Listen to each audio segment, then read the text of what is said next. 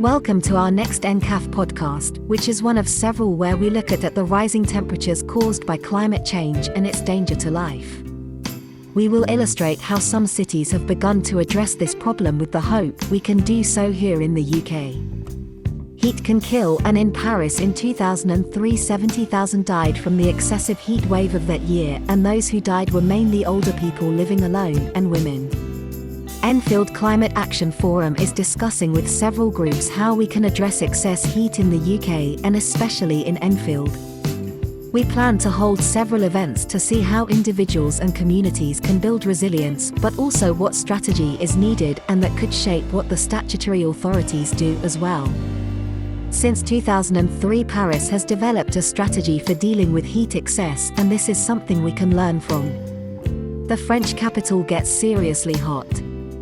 Temperatures there have surpassed 104 degrees Fahrenheit, 40 Celsius, this summer, but the combination of high-rise buildings, limestone monuments, and busy asphalt roads means it can feel even hotter.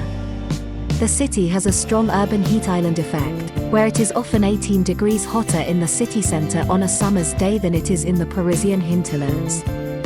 But Paris Mayor Anne Hidalgo has been credited with putting in place some of the world's most innovative measures to combat heat, and the city's heat plan is truly comprehensive.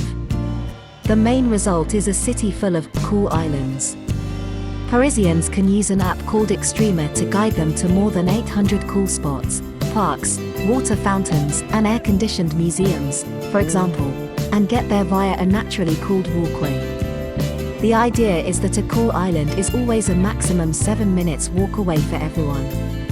Like Vienna, Paris uses mist machines on hot days.